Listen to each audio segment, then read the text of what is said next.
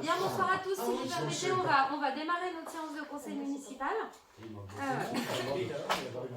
qui sera notre dernier de l'année d'ailleurs. Voilà, voilà. Alors, je pense qu'on a le quorum, hein, on est suffisamment nombreux ce soir. Je voudrais qu'on désigne notre secrétaire de séance favori, si vous l'acceptez. S'il accepte sa mission. Voilà, merci beaucoup. On vous a envoyé les comptes rendus de septembre, octobre, novembre. Alors par contre Agnès n'est pas là, Agnès Coquio n'est pas là. Elle va arriver je pense.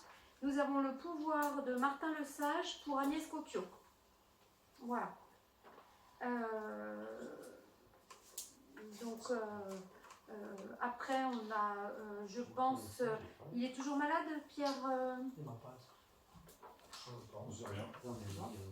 Donc voilà. Donc vous avez reçu les comptes rendus des conseils municipaux de septembre, octobre, novembre. Est-ce que vous avez sur ces comptes rendus des choses à rectifier? Ou est-ce que c'est bon pour tout le monde? Il n'y a pas d'observation particulière pour les comptes rendus septembre, octobre, novembre? Ok, alors je vous remercie. Alors ce soir, vous aviez émis le souhait d'avoir des intervenants. Donc sachez que l'intervention... Ah, j'ai retrouvé. L'intervention de Grand Chambéry, nous avons eu la réponse par écrit. Donc, monsieur Decréau, qui s'occupe de la médiation numérique, nous répond que, je vais vous le lire, hein, comme ça c'est plus simple. Comme convenu, voici des informations concernant les conseillers numériques à communiquer lors de votre conseil municipal. Grand Chambéry, avec plusieurs communes et structures volontaires, ville de Chambéry, Laravoir, Challes-les-Eaux, est engagé... Ah, bonsoir. Donc, est engagé avec l'État à travers France Relance dans le déploiement et la coordination des conseillers numériques. L'agglomération a recruté 2 conseillers numériques et fédère le réseau de 7 conseillers afin de renforcer sa politique d'inclusion et de médiation numérique initiée dans les quartiers en politique de la ville. L'objectif est de développer des actions pour favoriser le développement des compétences numériques de chacun tout en s'appuyant sur un réseau de lieux de médiation numérique à l'échelle intercommunale, mairie, bibliothèque, centres sociaux, tiers-lieux. Actuellement, les conseillers numériques suivent un cursus de formation commun en alternance jusqu'à fin janvier 2022, piloté par Simplon à Chambéry pour acquérir une certification professionnelle. Quel est le rôle du conseiller numérique? Les conseillers numériques ont pour rôle d'aider les usagers qui rencontrent des difficultés à utiliser Internet dans leurs activités quotidiennes, car aujourd'hui, la plupart des démarches administratives s'effectuent en ligne. Demander le renouvellement de sa carte d'identité, prendre rendez-vous chez le médecin, effectuer sa déclaration de revenus, postuler à une offre d'emploi. En réponse, il propose des ateliers ou des accompagnements personnalisés sur les thématiques variées, communiquer avec des proches, envoyer des mails, naviguer sur Internet. La commune des Déserts a manifesté son intérêt de proposer des services numériques aux habitants et de se positionner comme un point de médiation numérique. Comme avec les autres communes, des échanges sont en cours pour recenser et qualifier les besoins. Nous avons rendez-vous ce mardi 14 décembre avec Nathalie Jousselin. Suite à ce diagnostic, nous vous proposerons des premières interventions à partir de février-mars 2022 sous forme de permanence et d'atelier. Donc M. Decréau m'a signifié que pour lui, l'intervention auprès du conseil municipal était prématurée puisqu'il n'avait pas suffisamment de matière à partager avec nous. Voilà. Donc j'ai souhaité que M. Eki se substitue à lui dans l'intervention puisque j'ai pensé qu'en ce début d'hiver, ça pouvait être bien de vous présenter notre nouveau directeur de régie de la station Savoie-Gavard. Et puis, il va faire un point, je crois que ça a été demandé par plusieurs habitants, notamment sur les ouvrages et notamment la neige de culture. Voilà. Donc, si vous en êtes d'accord, monsieur Eki nous fait son exposé en début de séance. Ensuite, on fera notre déroulé du corps de notre conseil municipal. Et puis, nous finirons avec Tony, notre SVP de compétition, qui nous présentera son travail et ce qu'il vit quotidiennement l'hiver. Voilà, si vous en êtes d'accord, je vous propose qu'on fait comme ça. Est-ce que ça convient à tout le monde? Voilà, alors monsieur Eki, je vous laisse vous présenter. Est-ce que vous voulez qu'on fasse un tour de table où vous connaissez à peu près tout le monde, dans la mesure où vous êtes appelés à nous rencontrer peut-être au détour de la station? Christophe qui m'a mis un message, il aura une demi-heure de retard. D'accord.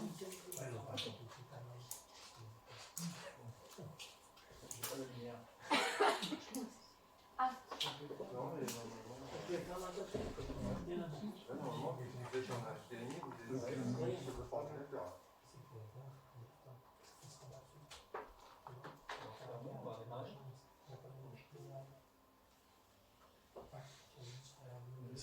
donner le texte que tu as lu? Est-ce que c'est possible de juste orienter un tout petit peu plus vers le haut du... On peut. Merci. Vous voyez pas? Ça veut dire qu'il faut faire quoi? Juste l'orienter un petit peu plus vers le haut. Ouais. D'accord. C'est possible. Alors, on va essayer de décaler avec tout mon dossier. Oui, là par contre le tableau.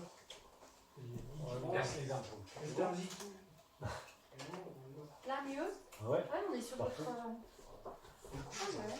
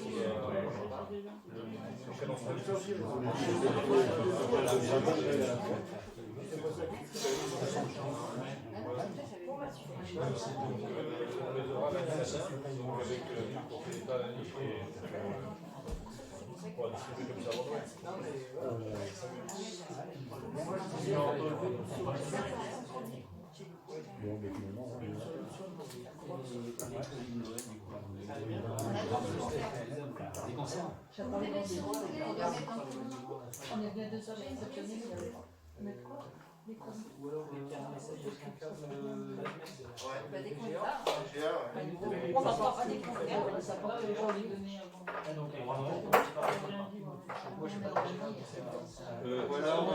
Normalement, lundi matin, il y a des journaux qui sont là. Donc, on fait l'état lundi matin avec eux. Ah, bah, j'espère qu'on en aura avant. Donc, à partir de lundi, vous pouvez venir les prendre.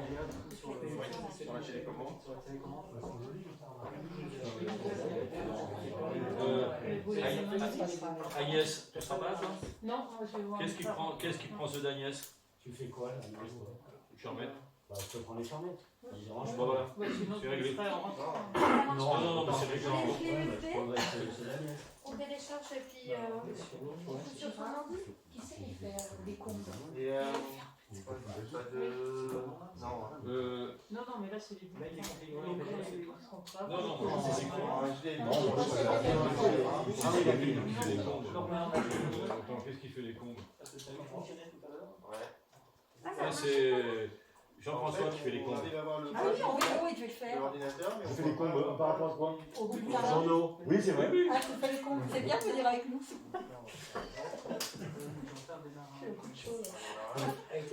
Il s'est réveillé d'un coup. Les combes. Les colis, C'est bien moi. les colis sur les moi, je peux en distribuer vendredi, samedi, dimanche. Ouais. Mais si c'est que lundi, Normalement, c'est quand même des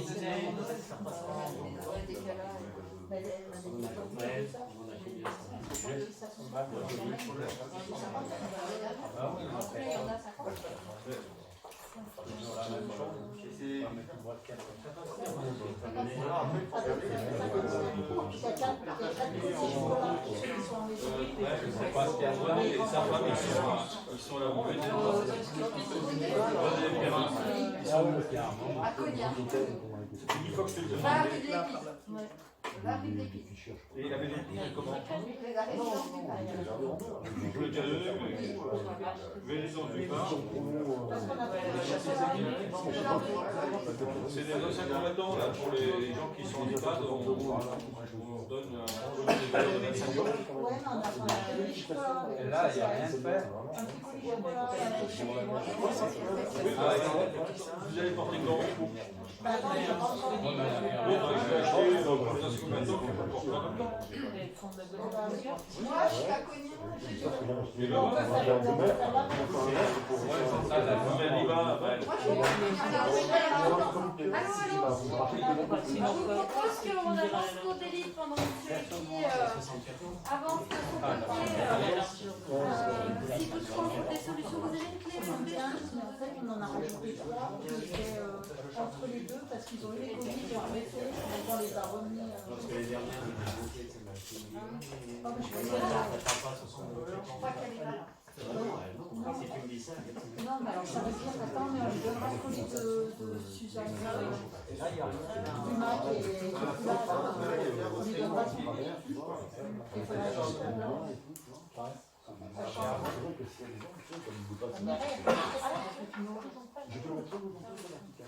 Oui, on donc a fait partie des gens qui ont loupé.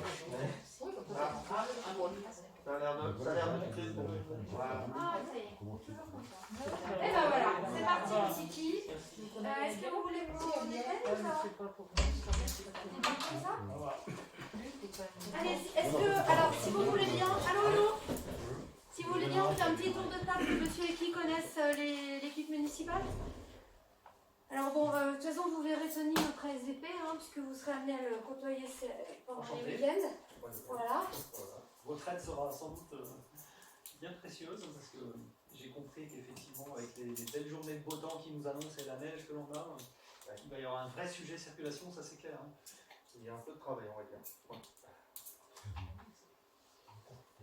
Gaëtan, on fait le tour comme ça? Moi, Gaëtan, je m'occupe un peu du déneigement et puis pas mal de la station aussi.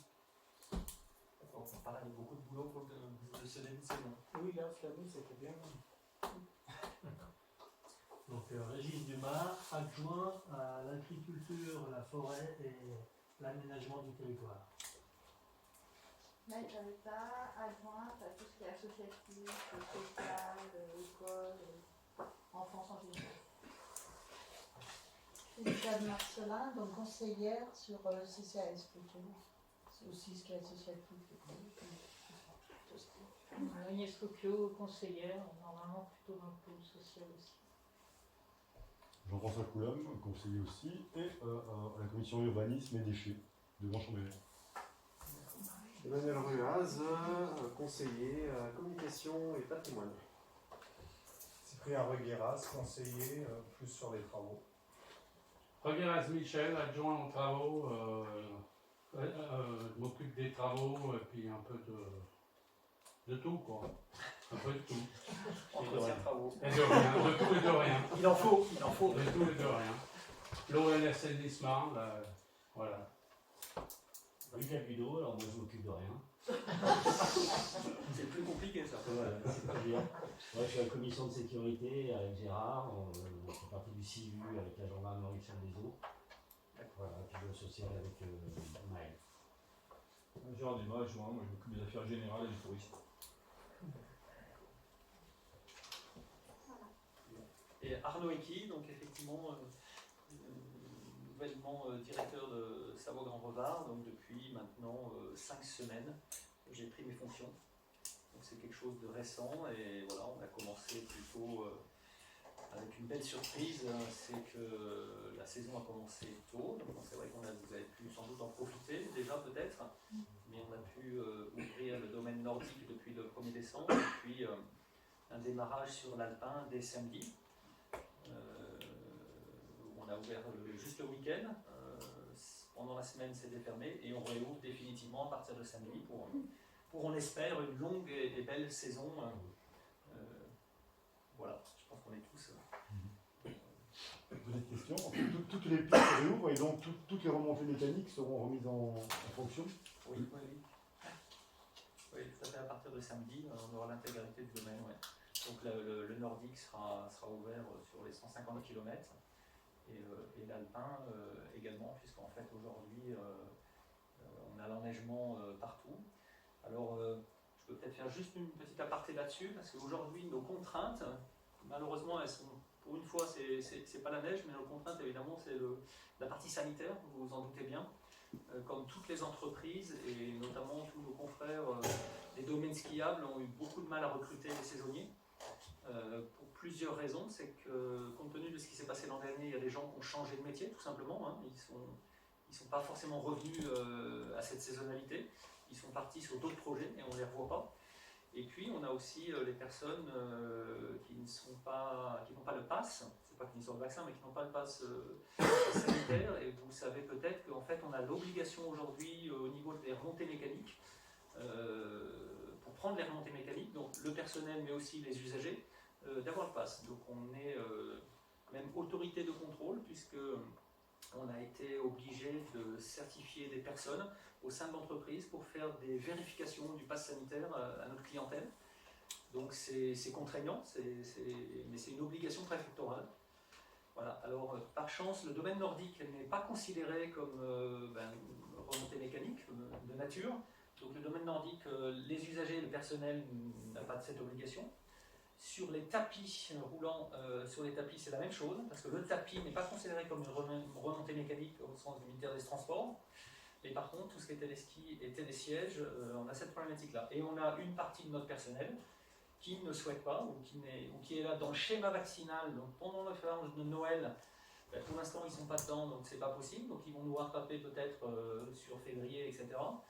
Mais on a cette problématique-là qu'on gère un petit peu au jour le jour, parce qu'il y en a qui sont rentrés dans le schéma vaccinal depuis l'obligation, qui est très récente, mais néanmoins ils ne sont pas autorisés. Voilà. Donc on va avoir ces problématiques. Donc aujourd'hui on est quand même à un fonctionnement à flux tendu, ce qui veut dire que s'il y a des gens en arrêt, en maladie, etc., on sera, pour répondre à votre question, hein, c'est un petit peu, on sera peut-être en mesure, par manque de moyens, de faire des priorités. Ce n'est pas l'objectif, puisque aujourd'hui il y a l'enneigement, il y a tout ce qu'il faut. On pense qu'il y aura de la clientèle de toute façon, ça c'est évident, il y a un besoin aujourd'hui de profiter de cette nature. Mais on va être contraint à ces problématiques-là qui vont être compliquées à gérer. Donc la problématique c'est sur les remontées. Oui, aussi bien on remarque c'est toutes les remontées en France. Donc c'est un cadre légal en France. Tout usager qui va emprunter. En fait, on a le droit de skier. Le problème n'est pas la pratique du ski. La piste n'est pas concernée. C'est l'utilisation de la remontée mécanique. Voilà, donc Sandra Ferrari m'a demandé de vous faire un petit topo justement sur un sujet évidemment hautement important, parce que c'était un projet quand même qui a monopolisé évidemment des phases de travaux pendant tout l'été et tout l'automne, c'est clair. Aujourd'hui on est dans la réception des installations et Sandra Ferrari souhaitait que je fasse un petit point de présentation de quoi on parle, où est-ce qu'on en est, qu'est-ce que c'est. Et puis, je suis là justement pour répondre aussi à vos questions, vos interrogations, de manière, je pense, tout à fait ouverte sur la réalité de qu'est cette installation aujourd'hui. Alors, vous connaissez la genèse de ce projet sans doute encore mieux que moi. C'était juste pour préciser en tout cas l'emplacement de l'ouvrage principal qui est la retenue d'eau, avec ses différentes fonctions. C'est clair que sa fonction, c'est la neige de culture, mais il y a une diversification sur la partie espace détente pour la partie estivale, et il y a un volet important sur la défense incendie, parce qu'il a été implanté en fait un piquage d'eau quand on est face au fond à droite, qui permet en tout cas un fonctionnement d'eau pour les pompiers, pour les services incendie. Donc il y a eu d'ailleurs une première visite des services incendie pour localiser les points en cas de besoin.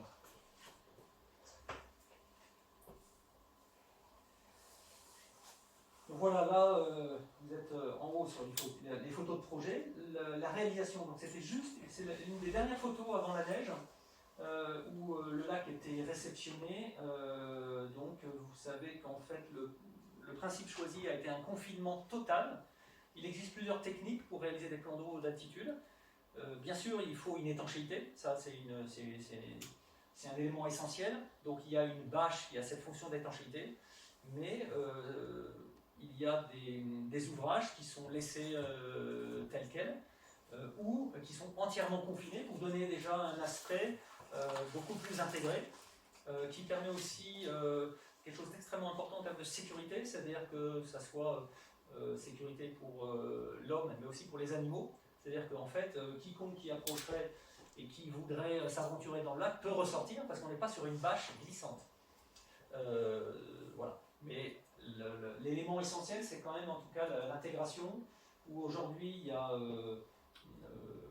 plusieurs centimètres d'épaisseur de confinement, on appelle, qui vont petit à petit aussi se ternir avec le temps, qui vont donner aussi un aspect de cailloux de fonderie. Donc, vous vous rappelez un petit peu les teneurs financières du projet. Donc c'est un projet sur 2 phases, avec un investissement de l'ordre de 3,5 millions. Cette année a été réalisé sur 21, 2,5 millions et il restera 1 million à réaliser. Donc cette année, il y a la partie, la retenue d'eau a été faite intégralement. Les bâtiments techniques de salles de pompage ont été réalisés intégralement. Et en fait, il y a une partie des réseaux et des enneigeurs qui ont été mis en place cette année. Alors je voulais en profiter pour vous rappeler un petit peu le principe de fonctionnement, pour que je pense que ça a été suffisamment communiqué, mais voilà, c'était important de préciser les choses. Aujourd'hui, l'eau provient d'un forage existant, donc il n'y a pas eu de modification de l'ouvrage. L'ouvrage, je ne sais pas, il doit dater de 30, 40 ans, je ne sais pas de l'histoire de ce forage. Donc c'est le forage en place sur lequel il n'y a eu aucune modification. Les volumes de prélèvement d'eau non plus n'ont pas changé, c'est ce qui s'est toujours fait. Alors il y a, à l'époque où c'était utilisé pour le réseau d'eau, on était sur des volumes de 30 mètres cubes heure. Il a été décidé administrativement, en tout cas, de ne plus utiliser ce volume d'eau pour l'eau potable, sur différentes raisons.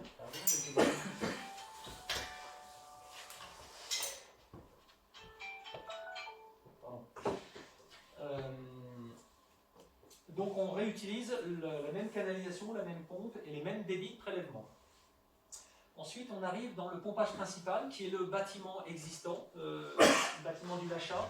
Vous avez peut-être vu, il y a une petite transformation. On va dire que dans la phase d'aménagement de ce local intérieur, il y avait une énorme cheminée à l'extérieur qui, je ne sais pas pourquoi, était prévue pour, je pense, une tour de refroidissement, à mon avis, à l'époque, vu les volumes. Cette cheminée a été démontée, ce qui fait quand même un bâtiment peut-être un peu moins industriel. Vu de l'extérieur, on est plus sur un bâtiment un peu plus chalet, mais la surface en tout cas du local a été complètement conservée et aménagée pour abriter en tout cas le pompage principal de l'installation. Donc le principe de l'eau sort du forage, transite simplement, il n'y a rien qui se passe, ça transite dans la salle des machines du pompage principal et va remplir le lac. Le lac a une capacité de 25 000 m3. La particularité d'un réseau d'enneigement sur un domaine nordique, c'est que le terrain est plat, donc en fait l'eau ne s'écoule pas gravitairement comme sur un domaine alpin où on profite de la gravité pour y faire écouler l'eau.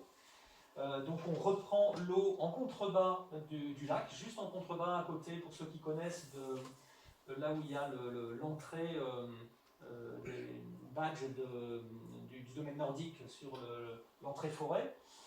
Et on reprend l'eau qu'on réachemine à l'intérieur de la salle des machines. L'idée, c'était en fait d'avoir toute la partie instrumentation dans le même local. Et ensuite, on part de cette salle des machines pour distribuer l'eau sous pression sur le réseau d'enneigement. Donc l'eau sous pression, de l'air comprimé, et puis un réseau d'alimentation électrique et informatique. Voilà un petit peu le principe de fonctionnement de n'importe quel réseau d'enneigement que vous trouvez dans le monde. Et la particularité donc, du forage, du lac, de la retenue et de son pompage principal. Alors c'est important, je pense, d'avoir c'est pas que des éléments de langage, c'est en tout cas les bons éléments pour savoir de quoi on parle quand on parle de neige. Mon propos, il n'est pas de juger, c'est-à-dire que chacun a son opinion sur le sujet, c'est très clair. Néanmoins, moi ce que je dois communiquer, c'est les faits. Qu'est-ce que de la neige, pour que en fait, chacun ait les bons éléments pour ne pas partir sur des croyances, enfin en tout cas sur des idées reçues qui ne sont pas forcément la réalité. Donc la réalité, alors c'est pas ce qui se passe à la FECLA, c'est la réalité de ce qui se passe en France. Je ne vais pas parler de ce qui se passe dans le monde, parce que les réglementations sont différentes, mais ce qui se passe en France, les Pyrénées, dans le Jura, et forcément dans les Bauges. Donc pour fabriquer de la neige, on utilise de l'eau et on met de l'air comprimé et c'est tout. Donc il n'y a aucun additif, donc le message il est clair, ça n'existe pas. Et ça n'existe pas à la FECLA, mais ça n'existe pas en France. Ça c'est quand même important de le préciser. Par contre, pour fabriquer, vous l'avez vu sur les réseaux, il y a des pompes qui viennent surpresser l'eau pour acheminer l'eau au droit des enneigeurs. Il faut des compresseurs d'air pour avoir de l'air comprimé. Et donc tout ça, ce sont des systèmes électriques. Voilà. Donc effectivement, la neige de culture utilise de l'énergie électrique. Voilà.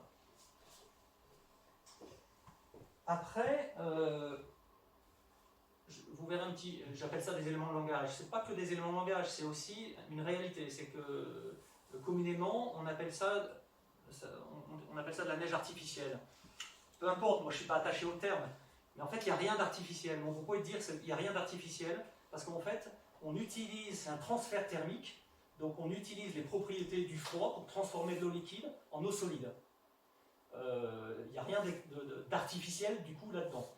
La seule chose c'est qu'on crée artificiellement de la pluie par pulvérisation d'eau, mais la fabrication de la neige n'est pas artificielle. C'est pour ça que le terme neige de culture qu'on utilise, il n'est pas pour se faire plaisir, il est quand même pour essayer comme de remettre des choses, des vérités un petit peu évidentes.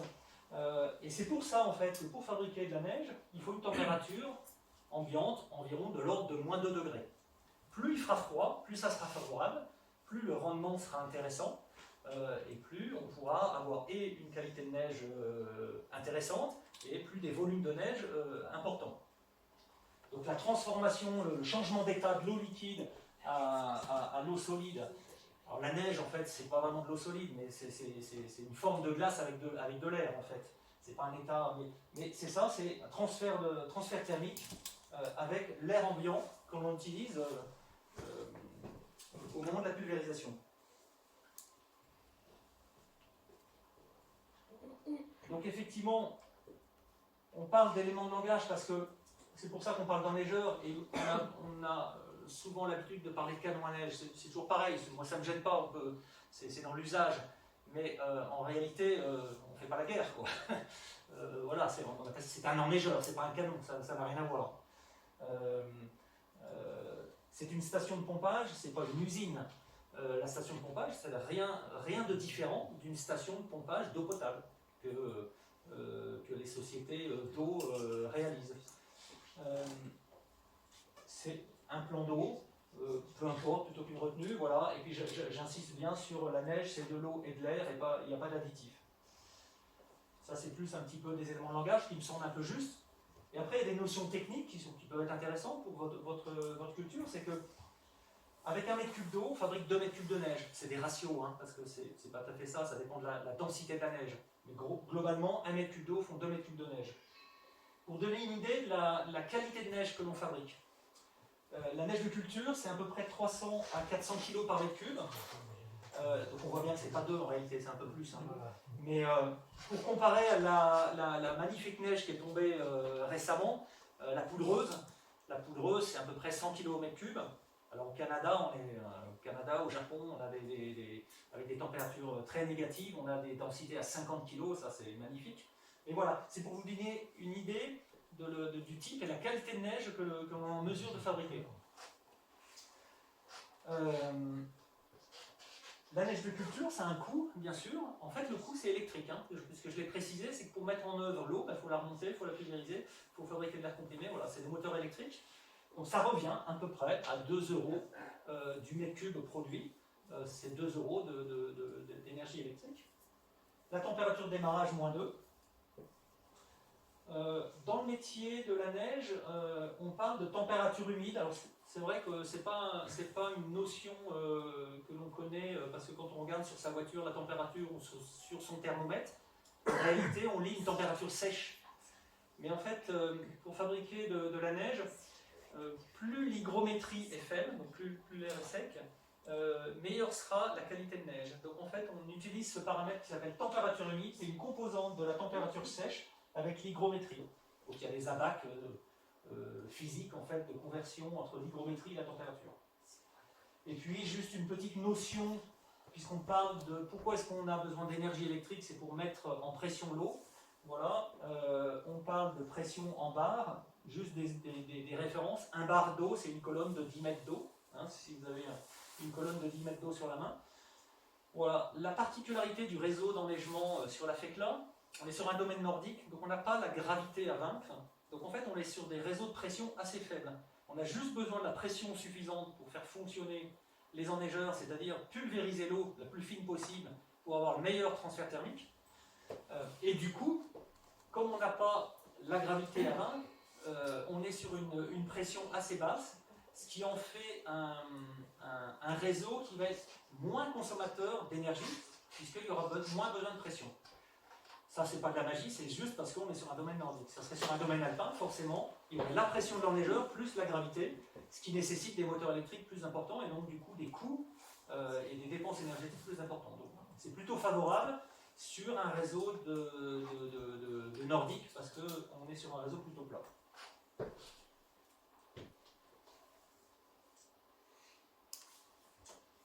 Voilà, alors là on en vient, où est-ce que donc, dans ce projet il y a eu deux phases, il y a toute une phase ludique d'enneigement, donc en fait l'objet c'est bien de sécuriser l'enneigement sur la phase d'apprentissage ludique de ski des tapis, et la sécurisation de boucles débutants et du biathlon, des stades de biathlon avec les boucles de biathlon.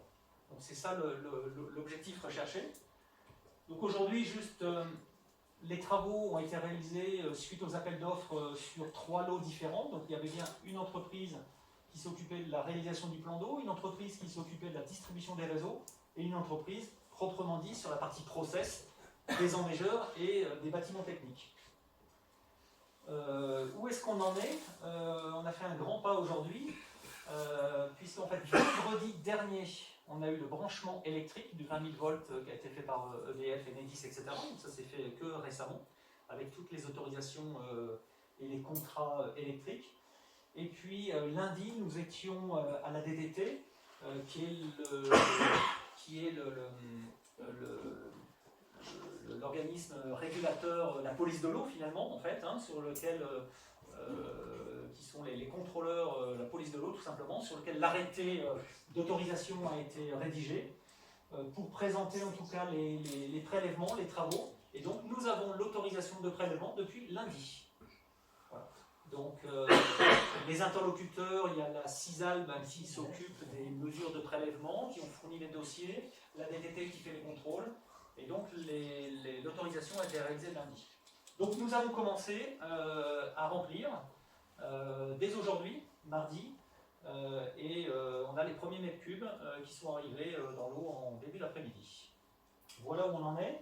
La suite du processus, donc là maintenant il y a une phase de remplissage continu du lac. Maintenant les entreprises font les tests de mise en service électrique, automatisme, etc. Et on envisage, on ambitionne une première production de neige début janvier pour être opérationnel et réceptionner les installations.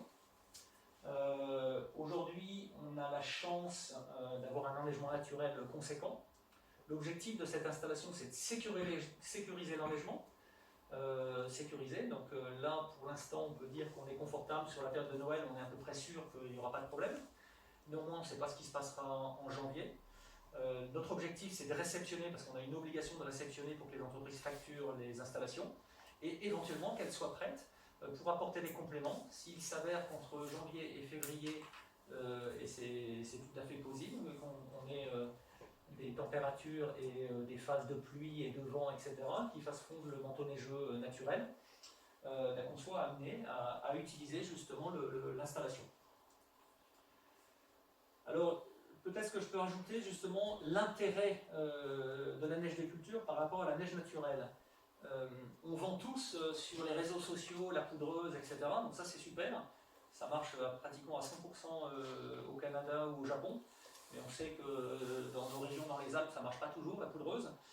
Et en fait, c'est une neige qui ne résiste pas du tout au climat, aux intempéries, aux skieurs, à l'usure en fait. Hein.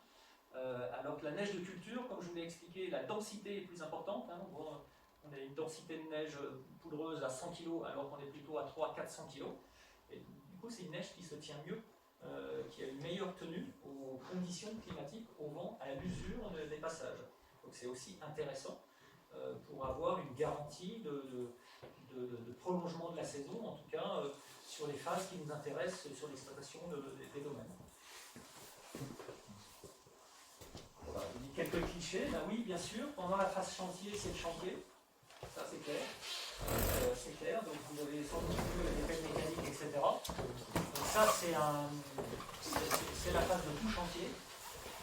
Néanmoins, il y a des ouvrages qui ont été faits de manière... donc là, je voulais juste rappeler le bâtiment qui existait, qui existe toujours, le bâtiment du Lachat, qui a été réutilisé en l'état. Le seul bâtiment qui a été construit, c'est un petit chalet bois qui est en contrebas du lac. Le lac est juste en dessous, on est juste en contrebas, qui fait la reprise d'eau. J'avais présenté sur le plan, le principe de fonctionnement.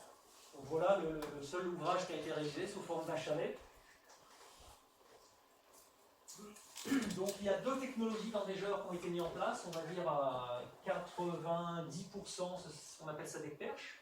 Et puis on a 3 enneigeurs de type ventilateur. Donc les enneigeurs ventilateurs ont plutôt vocation à faire des volumes sur des surfaces type zone débutante, des surfaces très larges, où il y a de grands besoins, donc c'est là où il y a les zones ludiques notamment, et puis sur les boucles de biathlon. Et par contre, pour traiter plutôt du linéaire, on a plutôt des enneigeurs de type perche.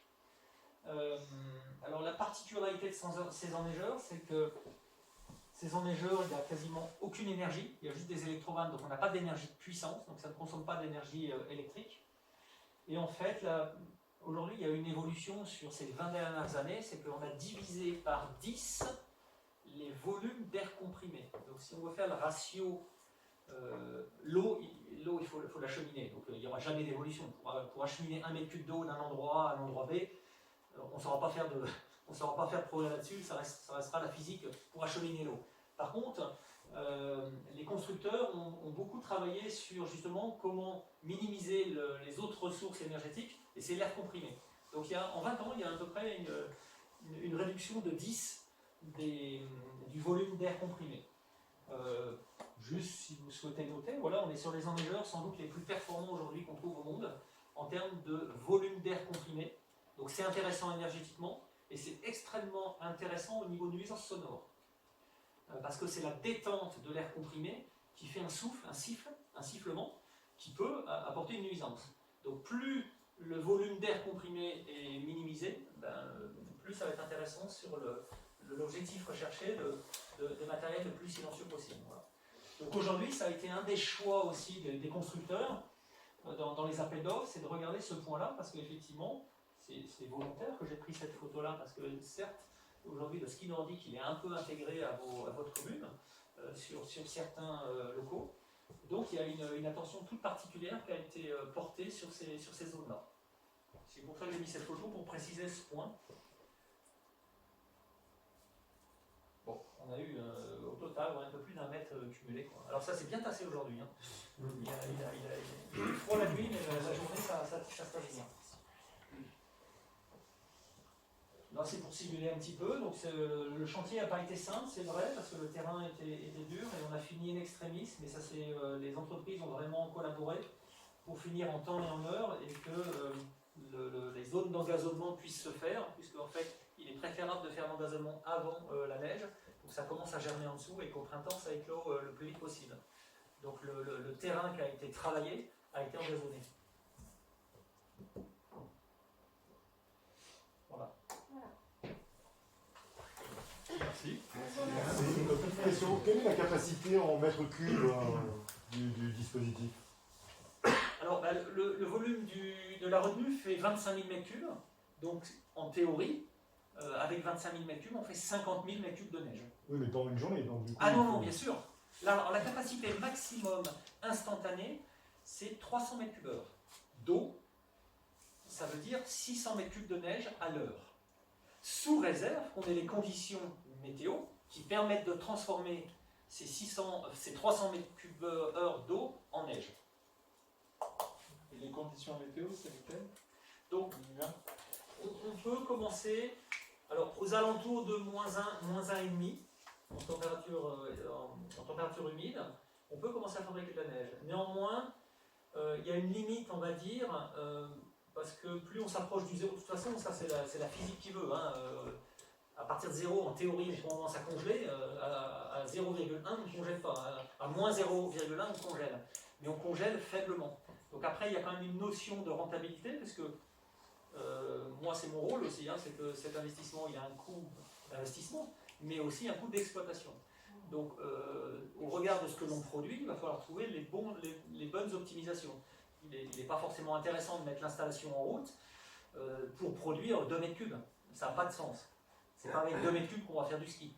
Donc, il faut quand même attendre des conditions de froid qui permettent de mettre en relation le volume produit au regard de la dépense énergétique qu'on va mettre en face. Donc, la température, on va dire plutôt usuelle de démarrage, c'est moins 2 degrés. Voilà. Et plus il va faire froid, plus on va optimiser. Là, c'est vrai qu'on a eu des périodes de froid intenses, c'est incroyable. Il y a de la neige et du froid, il a fait du moins 12. À moins 12, on a la capacité de tourner à plein régime. Donc, par une température négative de moins 12, oui, bien sûr, on fera 600 mètres cubes à l'heure.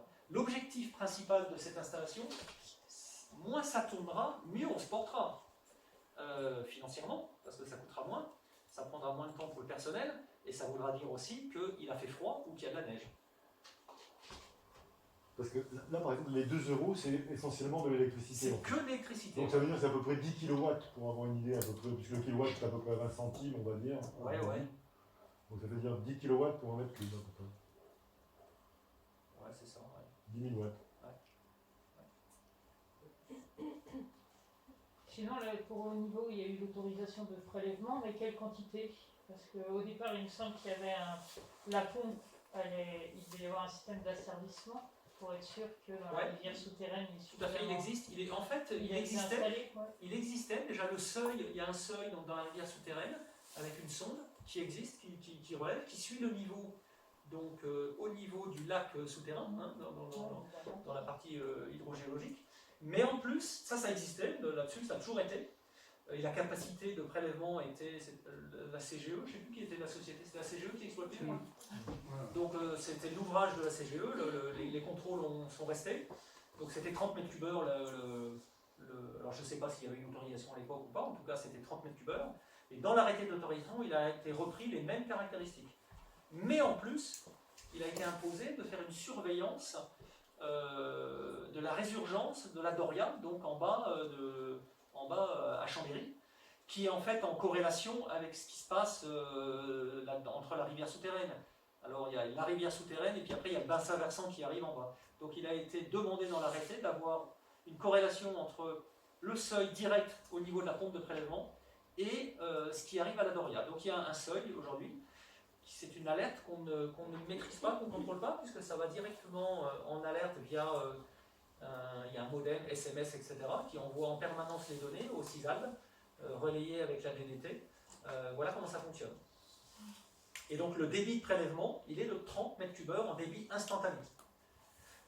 Et on est sur une année un petit peu charnière tantôt, puisque l'ouvrage vient de se réaliser. Logiquement, à terme, on ne remplira pas à cette période-là.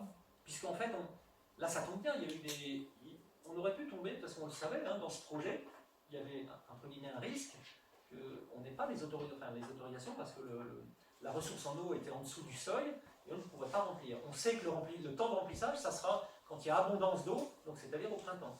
Et là, au printemps, on sera, mais par rapport au seuil, on sera bien au-dessus. Donc l'objectif, évidemment, c'est de rentrer au printemps. Et puis... Et là, on est sur une phase transitoire qui, on le reconnaît, tous les feux sont ouverts, on a de la neige, il a fait froid, et en plus il y a de l'eau parce qu'avant la neige, on a eu quelques précipitations importantes et qui ont abondé justement la source. Mais ça aurait pu ne pas matcher là-dessus, et s'il s'avère que dans 15 jours, il n'y a plus d'eau, enfin en tout cas on est sous les seuils, et ben, on ne remplira pas. C'est comme ça que ça fonctionne. Mais en fait, il y a une bâche qui fait rétention déjà pour éviter l'infiltration. Ah oui, c'est étanche, c'est ce que je disais. Donc le lac, il est complètement étanche. Et après, il est confiné. C'est plus pour l'aspect esthétique, en fait, le confinement. Aspect esthétique, mais je disais sécurité. Parce que moi, ça fait 20 ans que je tourne dans les domaines skiables. Les premières retenues qui se sont faites, il n'y avait pas de confinement, c'était des bâches. Et effectivement, on trouvait des animaux parce qu'ils allaient boire, mais ils ne remontaient pas parce que c'était une bâche. Ça a eu existé. C'est-à-dire que ça a passé par une phase expérimentale. Et petit à petit, les choses se sont améliorées. Donc il n'y a pas qu'un aspect esthétique, il y a un vrai appui. Alors les animaux c'est une chose, mais un gamin qui veut s'approcher de l'eau dans une bâche, il ne remontait pas quoi. En plus de cet aspect-là, il n'y a pas de problème, c'est des cailloux. Et en plus, il y a, donc, d'un point de vue sécuritaire, il y a des barrières tout autour, vous avez dû voir. Le lac est protégé. Elles n'y seront plus l'été, ces barrières. Si, alors, il y a 2 niveaux de barrières, si vous êtes allé voir, on les voit très bien parce que je pense que ma photo, il y a des barrières en bois qui, elles, donc, sont à cette hauteur-là, qui ont pour vocation de rester toute l'année. Et pour l'hiver, à cause de la hauteur du manteau neigeux, on a rajouté des barrières plus hautes pour s'assurer qu'avec le manteau neigeux, on ne puisse pas passer par-dessus. Donc, l'été, les barrières plus hautes seront enlevées et on reste sur quand même un pourtour en bois qui est permanent, qui est scellé au sol. Et du coup, c'est des barrières, enfin, c'est assez esthétique parce que c'est en bois, donc c'est bien aménagé, quoi. Bien, écoutez, merci beaucoup. Merci.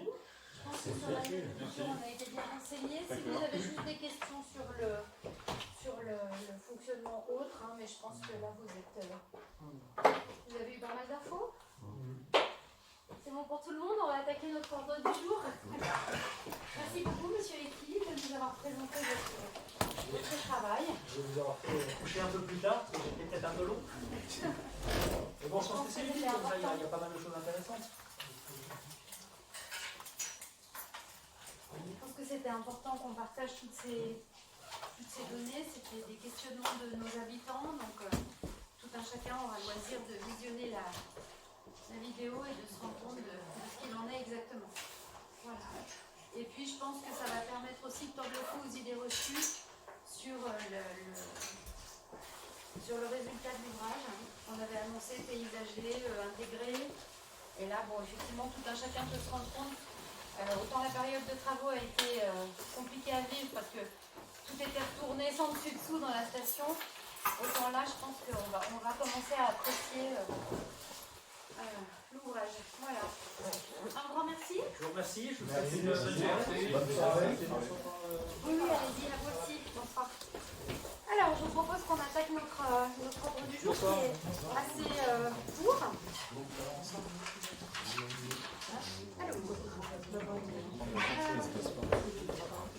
Nous vous avons soumis en réunion de travail, on a regardé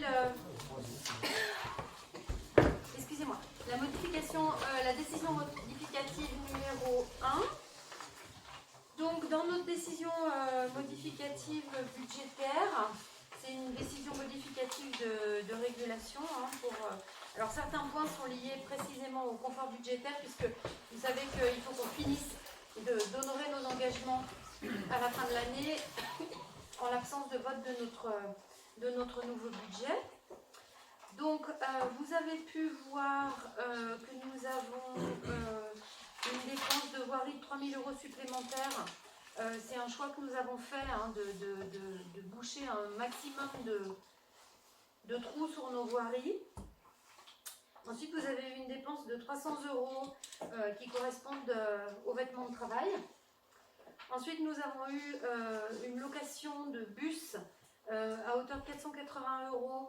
Ça, c'était le remplacement pour la panne du bus scolaire. Ensuite, nous avons eu une dépense de 1280, c'était pour un élagage d'arbres, enfin des élagages. Ensuite, nous avons eu une facture un peu plus importante que prévu en entretien et réparation de réseau pour 2480 €. Des imprimés, bulletins, catalogues pour 1700 €. Ce qui fait donc une augmentation des charges à caractère général de 9240 €. Nous avons eu également des intervenants extérieurs au niveau de l'école, de la bibliothèque, etc. à hauteur de 1000 €. Et puis les remplacements des agents en maladie notamment. Donc on a eu 3000 € de dépassement sur le poste personnel non titulaire. Donc ça nous crée une charge supérieure de personnel et frais assimilés de 4000 €. Alors tout ceci est compensé par le remboursement sur la rémunération du personnel de l'assurance maladie excusez-moi, de 11 140 €. Et ça, c'est les remboursements de l'assurance maladie pour les agents qui étaient en arrêt, en mi-temps, notamment thérapeutique. Ensuite, nous avons nous virons 6 000 € à la section d'investissement. Nous avons 1 000 € d'indemnité, 300 € de cotisation de retraite. ce qui nous fait 1 300 € de autres charges de gestion courante. Et puis nous avons annulé pour 1 000 € de titres de mémoire, ce sont des secours, je crois, titres de secours que nous avons annulés. Ce qui fait entre les... Oui, non, c'est tout. Voilà. Là-dessus, nous avons eu une rentrée de 2 000 € au niveau des secours également. Donc, que vous trouvez au 70, produits des services du domaine et de ventes diverses. Nous avons également le fonds départemental des droits d'enregistrement pour les communes de moins de 5 000 habitants qui est rentré dans notre escarcelle à hauteur de 5 400 €, ainsi que 2 000 € d'encaissés de taxes sur la consommation finale d'électricité, et puis 7 400 € d'impôts et taxes, avec en surplus une dotation de solidarité rurale à hauteur de 1 000 €, ce qui fait que nous avons équilibré notre budget. Nous avons eu 21 540 € de dépenses pour 21 540 € de recettes. Au niveau du coût de l'investissement, les 6 000 € de virement de la section fonctionnement à la section investissement nous permettent d'anticiper l'achat de notre camion avec l'incertitude ou pas par rapport au mode de facturation. Est-ce qu'il y a 3 000 € en plus, 3 000 € en moins? On ne sait pas trop. Donc pour ne pas avoir de problème sur notre budget, nous avons provisionné ces 6 000 € qui nous permettront d'acquérir notre matériel, notre camion, sans être bloqués sur nos engagements. Et nous avons aussi 1 000 € d'un permis construire qui a été annulé sur le mandat précédent et qui est du coup à rembourser. Voilà. Donc au niveau de l'investissement, nous avons effectivement un plus de 6 000 € du virement de la section fonctionnement et une dépense que nous avons par confort estimée de façon plus haute. Voilà. Donc est-ce que sur cette décision modificative, vous avez des questions? C'est tout bon, donc je vous la soumets au vote. Donc qui s'abstient sur cette décision modificative? Qui s'oppose? Eh bien, je vous remercie. Alors, ensuite, nous avons les tarifs de secours. Donc, je vais vous lire la délib. On vous avait transmis la convention. Donc, je vous rappelle que le Code général des collectivités territoriales issu de la loi montagne nous stipule que les communes peuvent exiger une participation aux frais qui sont engagés lors d'opérations de secours pour toute activité sportive ou de loisirs. Donc, nous vous proposons ce soir les conditions dans lesquelles s'effectue cette participation qui peut porter sur toute ou partie des dépenses. Donc, un transport par le SDIS du bas de piste vers le cabinet médical, 211 €. Un transport par le SDIS vers le centre hospitalier, 330 €. Voilà. Donc, nous proposons que ces tarifs d'évacuation ne soient appliqués qu'à partir du 1er janvier 2022. Voilà. Dans le cas de la mise en œuvre d'autres moyens de secours, le remboursement de ceux-ci sera également exigé des intéressés ou de leurs ayants droit et les opérations de recouvrement des frais de transport seront effectuées naturellement par le comptable public. Voilà. Est-ce que vous avez des questions sur cette délibération? Est-ce que, donc je vous la soumets au vote, qui s'abstient sur cette délibération? Qui s'oppose? Eh bien, je vous remercie. Nous avons ensuite la convention de secours héliporté. Donc, de la même façon, on vous avait envoyé la convention relative au secours héliporté. Donc, pardon? Ah oui, je veux bien. Et puis, voilà, donc on vous a expliqué l'autre jour, donc c'est que les moyens civils d'intervention héliportés sont tous occupés. Les communes de Savoie, depuis une vingtaine d'années, se sont rassemblées, ont négocié un tarif préférentiel auprès de la SAF, la société donc, de Savoie. Et donc, c'est une convention que toutes les communes signent. Donc, ce qui veut dire que quand les hélicos de la sécurité civile sont tous occupés, c'est un prestataire privé donc, qui intervient. Et donc, les communes ont obtenu un tarif avantageux puisqu'elles se sont fédérées pour intervenir. Le tarif, si je me souviens bien, c'est 70,5 quelque chose la minute. 70 € Je virgule crois que c'est quelque chose 70, la minute. 70, 73. Ouais. Voilà. Voilà, donc c'est une convention qui est reconduite chaque année, c'est formel. 70, c'est ce que tu factures. 70, 73, voilà. 70, 73. Voilà. Donc je vous la soumets au vote. Qui s'abstient sur cette délibération? Qui est contre? Je vous remercie. J'en profite, suite à l'intervention de Maëlle, pour te dire combien on est heureux de te retrouver parmi nous et comment on a été de tout cœur avec toi pendant la période difficile que tu as traversée. Donc voilà. Alors, il nous reste la création d'un emploi non permanent pour un accroissement temporaire d'activité sur le poste d'adjoint technique pour un recrutement d'un agent non titulaire. Donc il est nécessaire de recruter un agent temporaire pour renforcer l'équipe du service technique.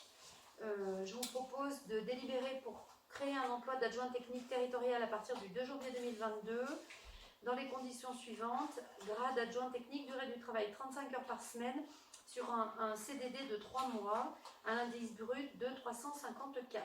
Voilà. Donc sur cette création de poste, avez-vous des questions? Donc je vous la soumets au vote. Qui s'abstient sur cette délibération? Qui est contre? Eh bien, je vous remercie. Nous avons épuisé notre ordre du jour. Je vous propose le tour de table des conseillers. On a quelques questions diverses. Donc je ne sais pas dans quel sens vous voulez qu'on procède. On fait les questions diverses d'abord? Alors d'abord, je voulais vous dire combien ça nous a touchés, parce qu'on a plusieurs de nos concitoyens qui nous ont félicités pour le déneigement. Donc voilà, on a une famille de la FECLA également qui nous a félicités pour le déneigement. Et puis il y a aussi M. Brucci qui a félicité Cyprien nominément pour le déneigement. Voilà. Donc j'ai des messages à faire passer. Voilà. Donc c'est vrai que c'est agréable que les efforts soient reconnus. On a eu beaucoup de... Voilà. Donc tu es notre héros, Cyprien. Nous avons dirigé une statue. Ça me touche, ça voilà. me touche. C'est appréciable que certains de nos concitoyens se rendent compte, notamment la famille Zabalan nous félicite de l'implication au niveau du cœur de station. On a beaucoup de doléances parce que tout le monde est un petit peu parfois fatigué par la neige. On a eu pas mal de problèmes sur les routes. L'équipe municipale était au travail, tout s'est bien passé, on fait de notre mieux. Par contre, il a neigé pratiquement 2 mètres en 10 jours. Donc, au bout d'un moment, les services sont sur la route, les déneigeurs font bien leur job. On les félicite, ça nous a permis de ne pas s'être engloutis totalement. Voilà, donc c'est très agréable que nos concitoyens s'en rendent compte. Alors, on a 2 suggestions de M. Deverchères pour l'escalier qui va du parking de la mairie jusqu'à l'hôtel du Marjaria avec des marches très hautes. Alors, je vous rappelle que c'est dans le cadre d'un mini-contrat que nous avons effectué ces travaux.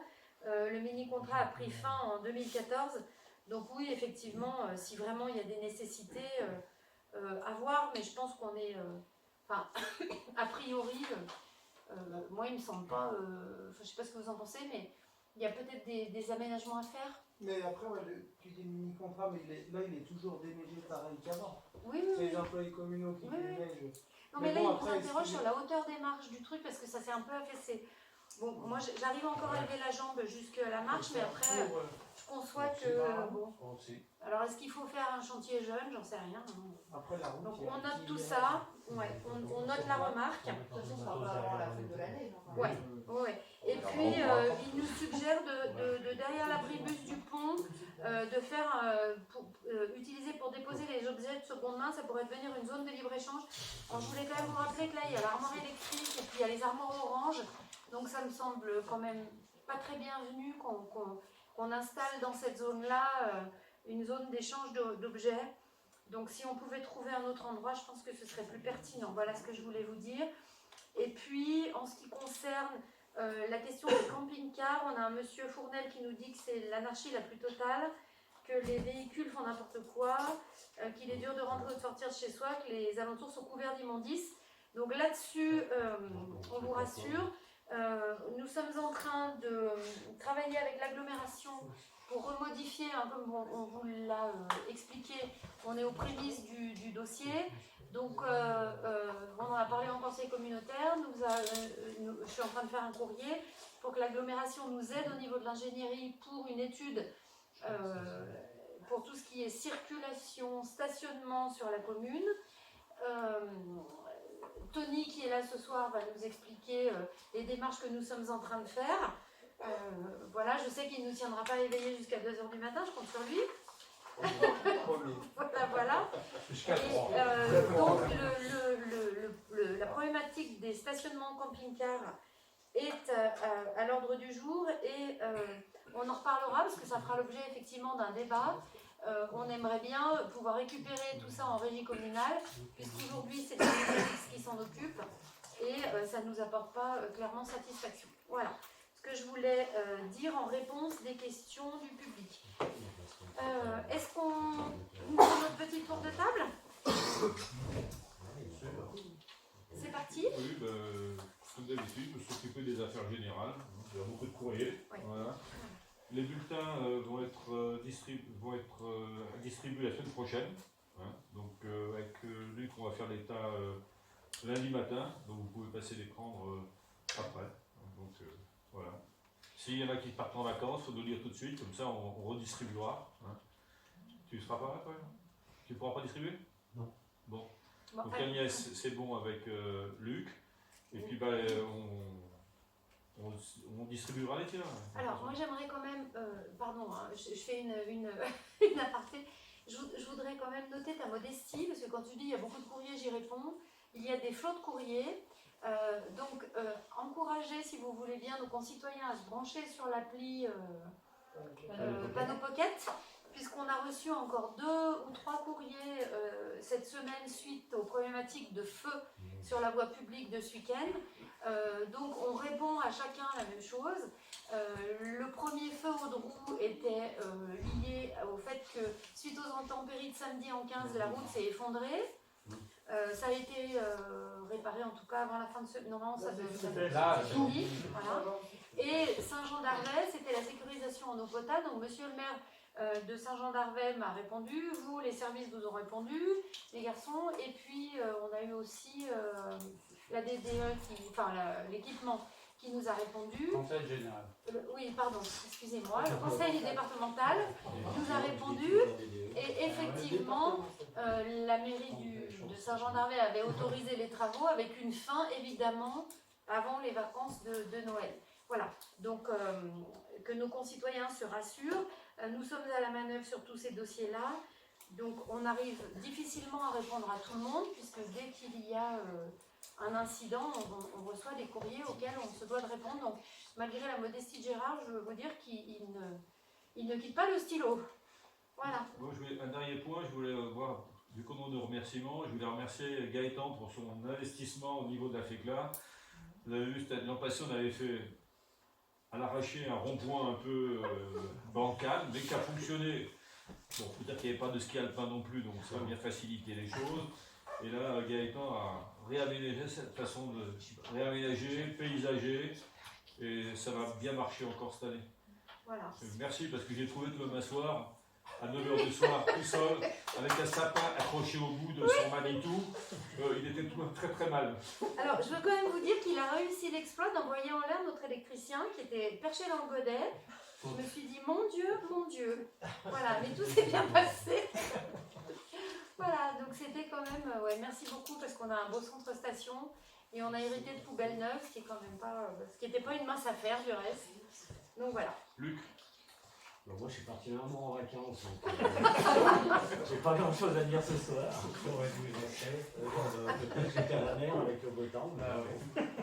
Donc je passe mon tour à toi Michel. Moi je veux remercier les déneigeurs. C'est dommage que dans les villages on n'ait pas pu profiter un peu de la fraise, parce que c'était limite.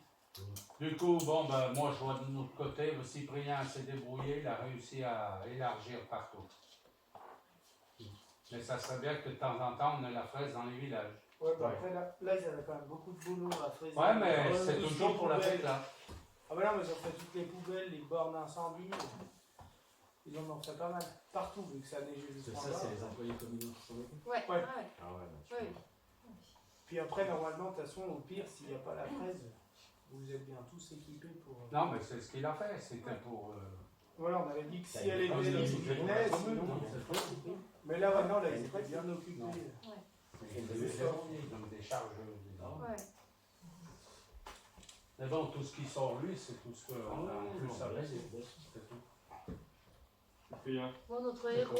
Alors, plusieurs choses. Non, déjà, suite à la coupure d'électricité qu'il y a eu, on est allé avec Gaëtan.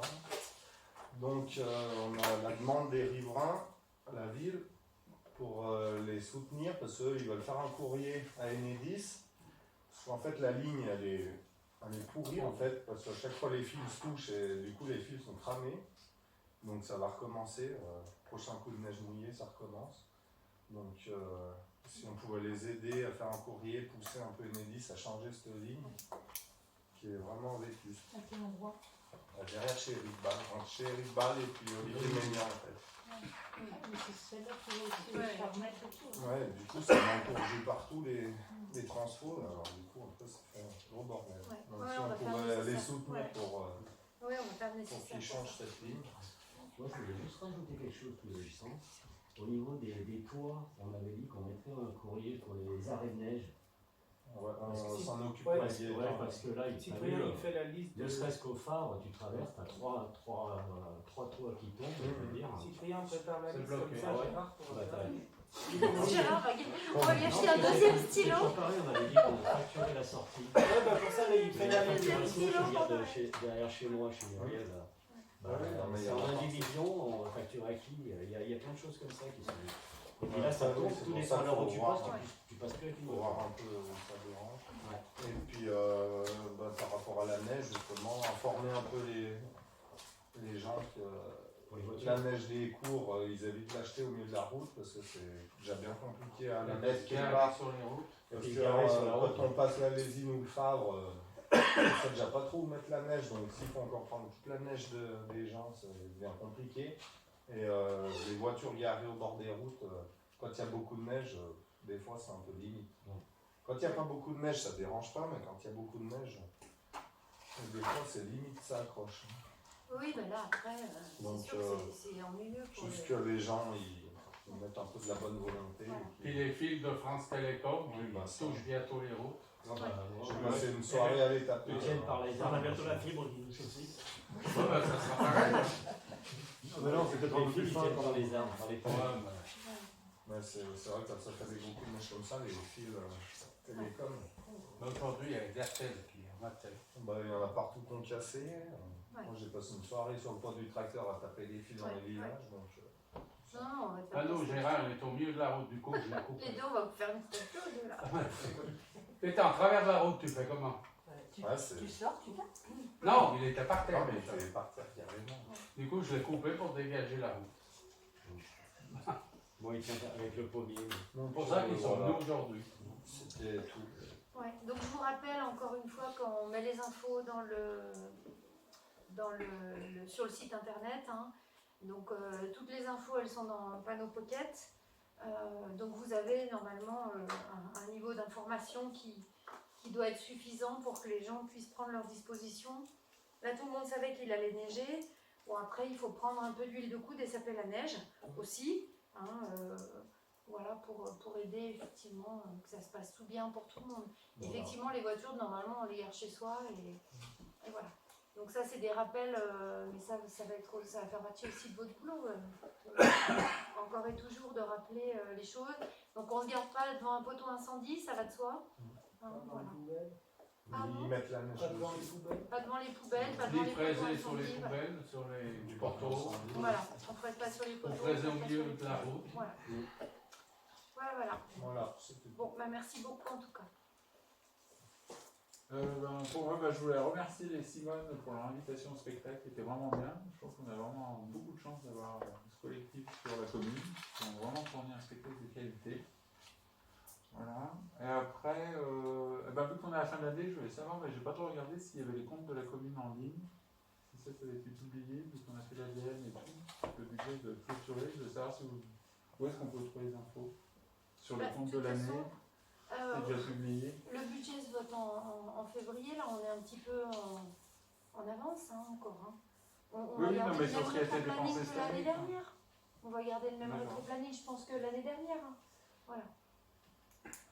Sinon, Alors, d'accord. Moi, j'attire votre attention sur tout le travail que nos administrés ne voient pas. Par contre, qui est bien réel. Vous savez qu'on est une commune touristique, que la station nous fait vivre. Et là, on a été débordé d'arrêtés. Alors là, en plus, avec les routes, sachez que on est quand même avec Orange, enfin, c'est compliqué parce qu'ils changent les poteaux, ils changent ci, ils changent ça. On n'arrive pas à leur faire enterrer les lignes.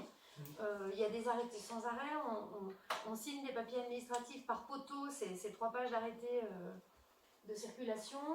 On a eu tous les arrêtés de mise en route de la station, il y a tous les contrats, enfin, il y a énormément de travail en fin d'année. Il y a une actualité, vous le savez tous, hein, qui s'est accélérée, plus la gestion du Covid, etc. Donc là, on ne va pas aller plus vite que ce qu'on a fait l'année dernière, je pense, par rapport aux réflexions sur les comptes, etc. Et le temps administratif qui nous est imparti. Voilà ce que je voulais vous dire. Donc Maëlle, en plus, qui travaille avec moi sur les comptes, a perdu sa maman. Donc on prend le temps de poser tout ça correctement. L'ADEME, vous avez vu, elle n'est pas indécente, hein, 21 400 €, c'est pas indécent à l'échelle de notre commune. On prend juste le temps, si vous voulez bien, d'avancer dans les délais impartis. Voilà. Jean-François. Oui, ben non, rien de particulier. Agnès. Moi, je voulais aussi remercier l'équipe de la bibliothèque parce qu'ils nous ont aussi eu la nuit du livre, qui était une grande réussite avec des belles prestations. Voilà, sinon, Spécial. Alors moi j'ai participé à la commission transition écologique, donc il y a eu une semaine de présentation de choses qui ont été faites sur Chambéry, les maisons rénovées, le toit d'Emmaüs où ils ont mis des panneaux solaires récupérer de l'énergie, enfin voilà, il y a eu pas mal de choses comme ça qui étaient bien intéressantes. Et puis il y a les colis de Noël donc, qui ne devraient pas tarder. Ils devaient arriver aujourd'hui à 14 h. Et en fait, il y a eu des problèmes dans la livraison avec la neige, des pâtés, je crois, des conserves. On est dans le pâté. Du coup, voilà, je ne sais pas quand c'est qu'ils vont être livrés, peut-être, j'espère demain. Avant On espère, oui, qu'on ait le temps de distribuer. J'espère demain, voilà. De toute façon, on n'a pas le choix, ils ne sont pas là. Donc, oui. Alors, par contre, on va peut-être mettre un mail pour que chacun se les répartisse pour les distribuer aux personnes âgées. Il doit y avoir à peu près 57 colis, enfin, il y a 53 colis et 4 colis chocolat pour les gens qui sont en établissement, les gens de la commune qui sont entrés en établissement. J'ai une question justement sur les colis de Noël pour les prestataires. Donc, quelle est la règle exacte pour être prestataire? En fait, il y a une liste qui existait déjà. Hein, oui. Et après, on a rajouté des nouveaux commerçants qui habitent sur les déserts, pas forcément que le commerce soit sur les déserts. Voilà, parce que c'est ça la question que j'ai eue. Et en fait, on tourne sur l'ensemble de ces prestataires. Toutes les années. C'est un tour de rôle, ouais. Voilà. Du coup, Ils sont combien? Ils sont 5, hein? Là, je crois qu'ils sont 5. Ils sont 5, mais il y a peut-être la question de demander à Saveur et Terroir qui vient de s'installer aussi l'année prochaine. Ils vont intégrer dans la liste. On essaye de penser à tout le monde et après ça tourne d'année en Ouais, année. mais j'avais une question pour savoir si que quelqu'un m'avait posé pour savoir s'il fallait avoir le commerce, son commerce. Sur les déserts. Sur les déserts. Pas forcément. C'est comme ça depuis le début. On en a 2, ouais, oui, parce qu'un des premiers que j'ai pu retrouver, moi, ils n'ont pas de commerce sur les déserts. Après, c'est vrai qu'il y a une demande pour que ce soit fait un peu plus tôt pour que les gens puissent choisir entre le repas de Noël et le colis. Là, cette année, repas de Noël, en plus les anciens faisaient un repas de Noël avec le club. Donc voilà. Mais le repas de Noël, ça va peut-être être compromis. Là. Alors, le repas de Noël, voir un peu avant, histoire que l'année prochaine, j'espère que ce sera bon. Oui. On a choisi le colis par rapport au Covid, aux directives Covid, on n'a pas voulu prendre de risques. Ils n'ont pas de passe sanitaire ni quoi que ce soit. Non. Maëlle. Et ben moi, je voulais remercier quand même le conseil municipal de sa marque de sympathie et également tous les désertiers qui m'ont envoyé des petits messages sur Facebook et je ne sais pas, merci Facebook. J'en profite. Voilà. Voilà, je n'ose pas demander à mon fils que voilà, si tout le monde pleure en même temps, c'est un peu compliqué chez nous. J'ai eu également une petite dame de Chapalais, Madame Ball, qui est embêtée avec ses poubelles. Apparemment, ça n'a pas été ramassé. Donc, chez nous non plus, ça ne bosse pas. Donc, ouais, je pense que c'est avec la neige. Oui, avec la neige, ils ont Je dis avec la neige, ils sont pas passés. Voilà, donc, pour la radio,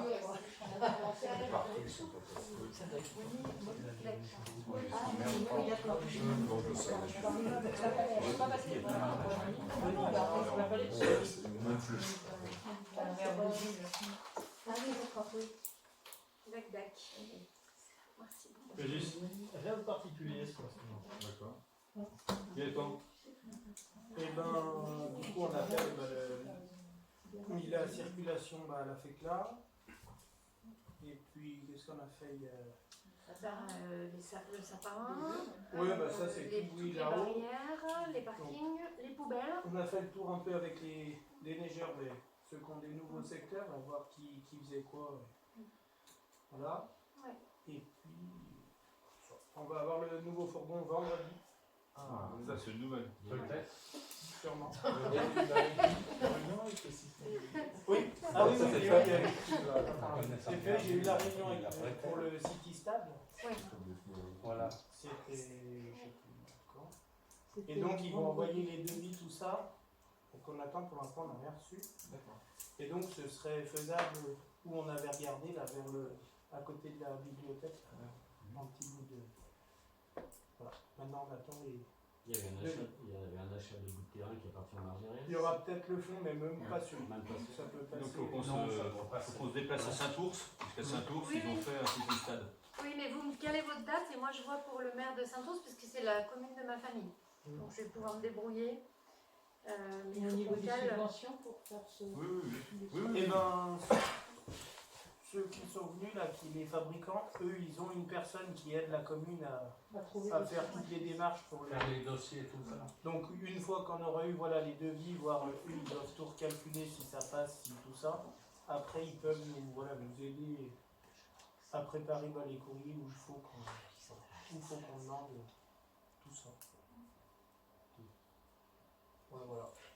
Je voulais revenir sur une chose, donc vous êtes cordialement invités le 22 et le 23, le 24 décembre à la FECLA, donc sur la place de Puy de Tourisme, il y a un marché de Noël qui est organisé au profit d'une association qui s'appelle le Noël d'Owen, qui est un petit garçon qui a une maladie qui l'empêche de marcher normalement, donc il va partir se faire opérer aux États-Unis.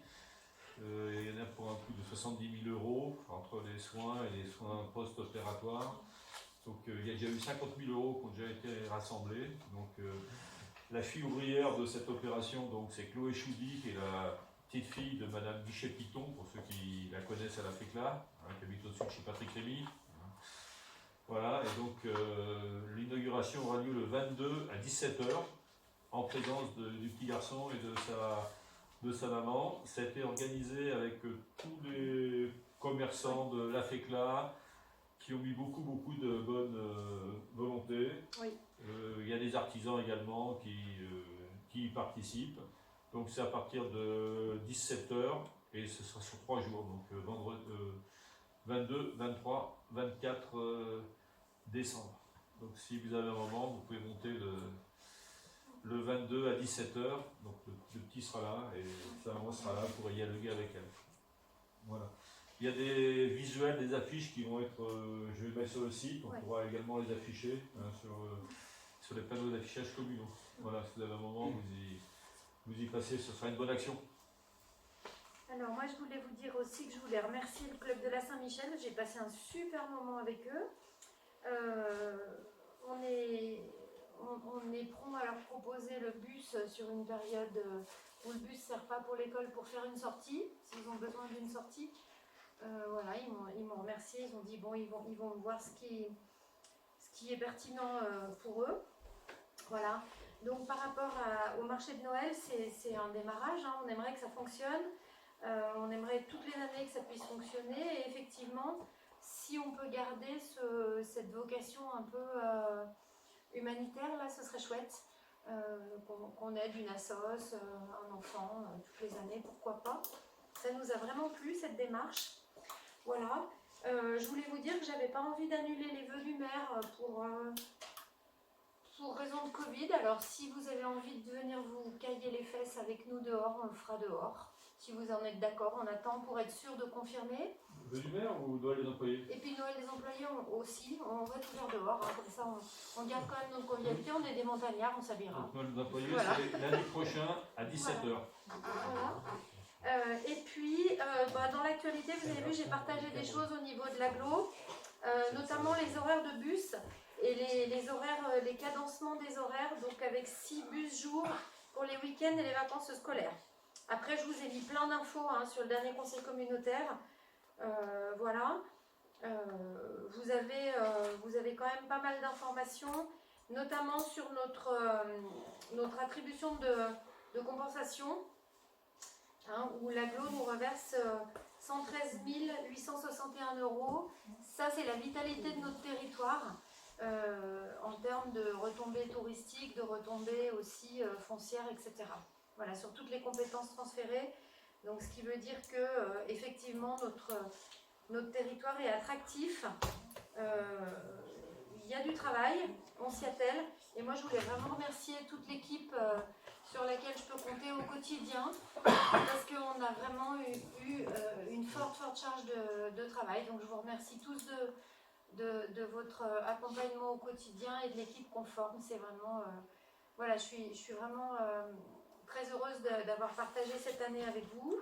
Et puis j'espère qu'on va faire des vœux dignes de ce nom, des fêtes dignes de ce nom, et que ça va continuer à nous sourire, puisque là on a des conditions quand même assez exceptionnelles. Voilà ce que je voulais vous dire. Pour ma part, je crois que j'ai fait à peu près le tour de ce que je souhaitais vous dire. Est-ce que le public a des questions avant qu'on passe à la démonstration de Tony, de notre Tony de compétition? Non, alors je voulais remercier l'employé communal qui habite au boulevard. Parce que samedi, la combe à 13h30, c'était un miroir, on ne tenait pas debout. Et comme il y a des chiens en divagation, en objet de s'arrêter pour ne pas les écraser, donc je me suis arrêtée. Un 4x4 arrivait, ils ne comprennent pas, même les gens du pays ne comprennent pas la circulation.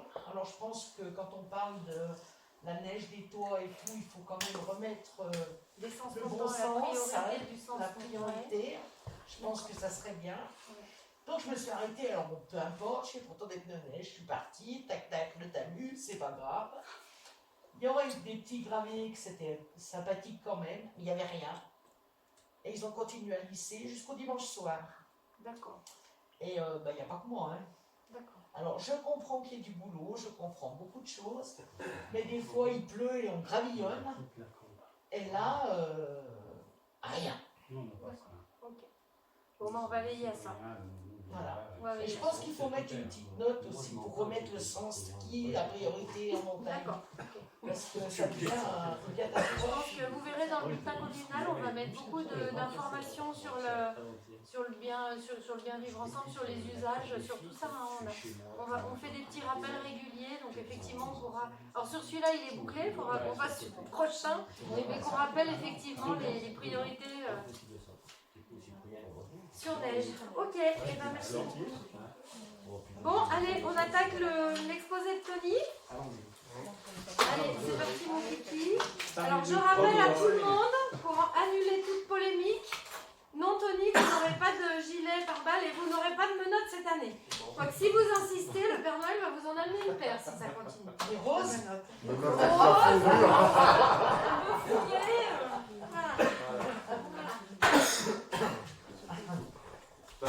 Donc, moi, par rapport à ce que j'ai pu constater l'année dernière, par rapport au travail que j'ai pu faire, au niveau des parkings, il n'y a pas de sécurité, il n'y a rien du tout.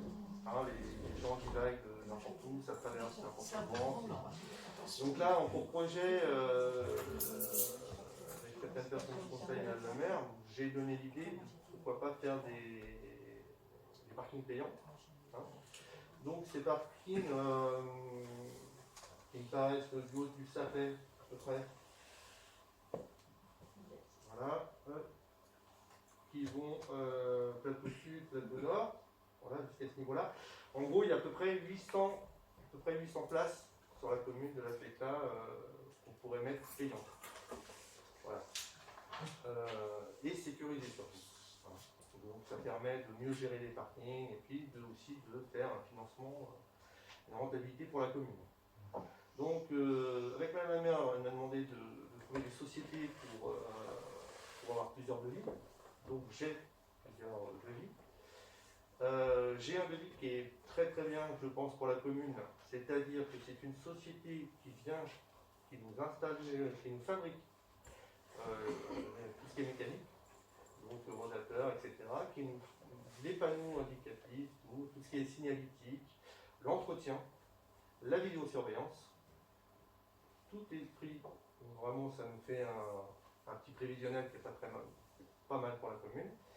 L'avantage, c'est que la commune ne sort, à part que les travaux de raccordement, ne sort pas d'argent. Voilà. Donc, c'est un contrat qui peut être signé avec cette société sur 9 ans, 9 ans d'exploitation. C'est-à-dire que tous les trimestres, il y a un reversement des eurodateurs qui va dans cette société-là, pour pouvoir payer le matériel. Mais le matériel, dès le départ, nous appartient. Alors, ça, on avait dit, Tony, c'est pour l'avenir, on n'est encore pas prêt, on ne sait encore pas ce qu'on veut faire payer, pas faire payer. Ce qu'il faut quand même rappeler, c'est que nous aurions pu, dès cette année, faire avec une tablette de la verbalisation. Nous l'avons refusé, puisque en l'absence de police municipale, la verbalisation qui serait produite sur notre commune irait directement dans les caisses de l'État avec 0 € reversés à la commune. Nous aurions donc tous les mécontents, nous aurions toutes les doléances des uns et des autres, donc nous avons renoncé à tout cela. Donc ça, c'est des projets d'avenir, donc Tony nous donne des opportunités, des possibilités, mais avant ça, j'aimerais que vous nous expliquiez ce que vous vivez au quotidien, où est-ce que ça coince, et où est-ce que c'est pertinent, votre action, où est-ce qu'elle est pertinente, et le type d'incivilité que vous avez. Alors, en revanche, je vous annonce que hier, on avait la commission de sécurité sur la station. L'État a contraint les budgets et les 2 gendarmes réservistes qui nous étaient attribués et auxquels vous pouviez téléphoner régulièrement, nous ne les aurons pas cette année et nulle part ailleurs d'ailleurs. Il n'y a plus de budget pour les réservistes. Donc, c'est les patrouilles qui sont en bas qui vont monter ou pas. Donc, on va prendre nos gouttes et ça tombe bien parce qu'on a pris le renfort en week-end pour que vous soyez deux ou quelques placements. Hein, voilà. Puisque là, on n'a pas les réservistes cette année. C'est déjà nettement moins glamour. Non, mais cette réflexion, il faudra la faire. Ah oui, c'est ça. On n'est pas prêt à la faire, mais il faudra la faire un jour tout de même. Ouais. Voilà. Alors, en sachant que dans ces réflexions-là, il y a le camping-car, on ne sait pas ce qu'on va en faire. Là, il y a une possibilité, on ne sait pas encore. On parlait principalement de cela. Hein. Voilà. Alors, et ça à voir, et ça à voir également. Donc, pour le moment, c'est vrai que nous, on a besoin un peu de réfléchir tout ça, de mettre les plus en face des moins. Je vous remercie pour votre travail, puisque vous avez vraiment trouvé de la matière et vous nous donnez de la visibilité. En revanche, pour qu'on puisse bien comprendre, moi, je voulais que vous nous expliquiez comment ça se passe et les difficultés que vous rencontrez. Donc là, la plus grosse difficulté que j'ai, c'est au niveau d'ici du Sapet et direction le Revard. C'est surtout les dimanches. Hein.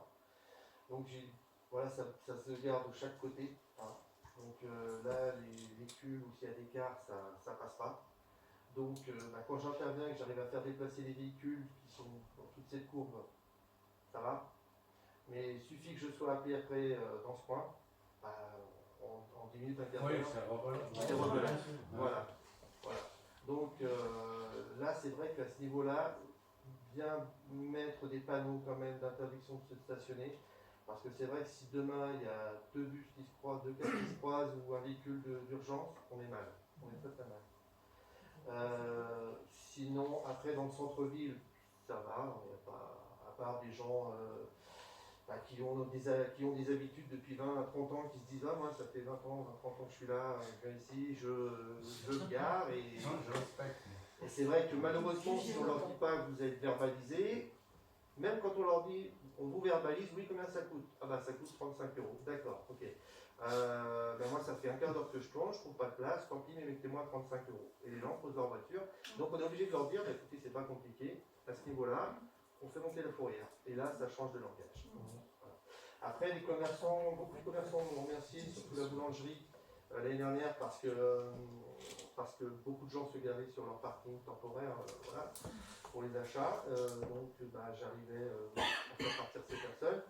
Et aussi les chauffeurs de car qui ont été très contents par rapport à la signalétique que je leur avais mise sur leur parking. D'accord. Donc globalement, on rappelle à tout le monde de ne pas se garer devant, comme on l'a dit tout à l'heure, devant les poubelles et puis surtout devant les bouches incendies. Voilà, les stationnements interdits, ils sont là pour ça, hein, pour laisser les accès secours aussi libres. Voilà, donc ça c'est de l'incivilité comme partout, de base, qu'on rencontre tous, tout le temps, partout. Voilà. Où effectivement, là, les gens se garent, dimanche, il y a des gens garés sur la voie publique. Voilà. Donc ça s'accroît, c'est un phénomène qui est récurrent, qui s'accroît et les gens ne veulent plus bouger les voitures et il y a beaucoup d'agressivité en ce moment. Bon. J'ai remarqué une chose à la FECLA, c'est qu'on avait résolu le problème des camping-cars sur le plateau sud, on a retiré les poteaux de rugby, c'est reparti. Ce qui prouve qu'il y a que les dispositifs matériels qui marchent. Ouais. Donc qu'est-ce que vous avez envie de partager avec nous encore par rapport à tout ça?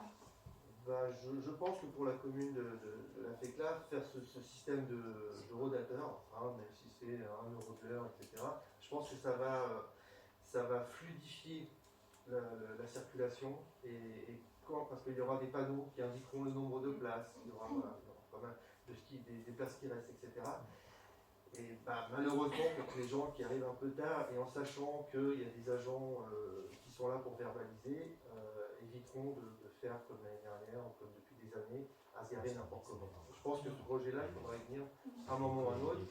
Et quand on voit la rentabilité pour la commune, voilà, c'est très très intéressant financièrement.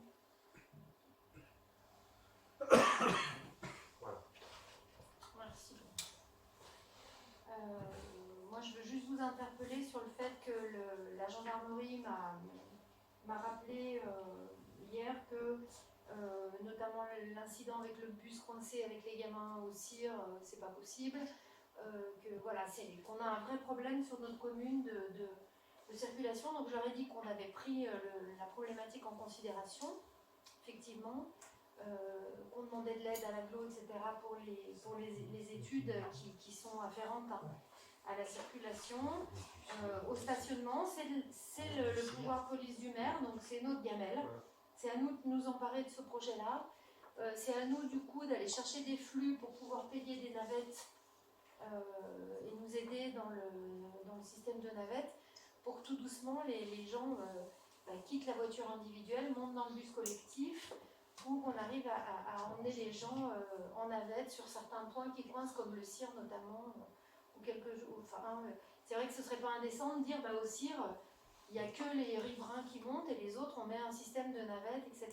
Ça a un coût, c'est pas idiot d'y penser. Pour éviter tous ces phénomènes d'engorgement et de soucis qu'on a au quotidien, tous ceux qui vivent près des zones touristiques. Je crois que dans tous les hameaux, il y a aussi des soucis dès qu'il y a un champ de neige ou au Favre également. C'est compliqué un petit peu partout. Ça ne va pas aller en s'améliorant. Je pense que là, les incivilités sont fréquentes. Voilà. Donc comme ça, on voulait vous présenter Tony, ses préoccupations et ses soucis quotidiens, parce qu'il faut avoir les nerfs solides pour tenir le week-end sur la station, sur nos stations. Voilà. Puisqu'il y a le Revard aussi dans le périmètre de la commune, donc je vous rappelle que là-bas aussi, c'est souvent rock'n'roll au niveau du croisement des véhicules, etc. etc. Voilà, voilà. Les services de gendarmerie ont aussi pu interpeller la fine équipe qui faisait des rallyes en forêt avec les voitures brûlées et qui ont volé plus de 10 véhicules sur 2 mois. Donc ils ont interpellé les loustiques en question. Donc voilà, ils ont fait du bon job et on espère que ça va ralentir un petit peu.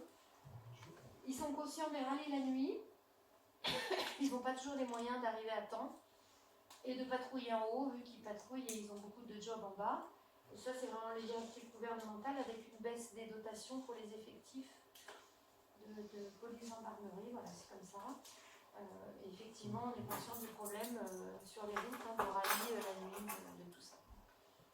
Voilà. Donc là, ça veut dire que vu qu'il n'y a pas de réserviste, il faudra vraiment appeler. Ouais.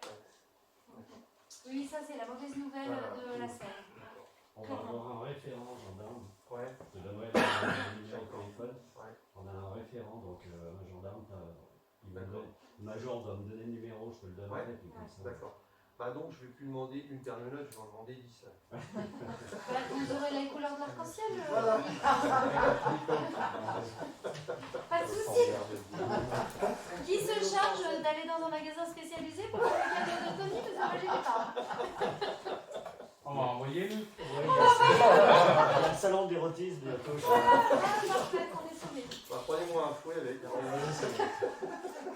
La petite dame qui viendrait. Écoutez, je vous remercie beaucoup pour votre attention. On va lever la séance et puis bonne soirée à tous. Covid oblige, on ne voit pas notre petit coup syndical, mais on remet ça au Noël des employés et au vœu du maire. Il faut absolument qu'on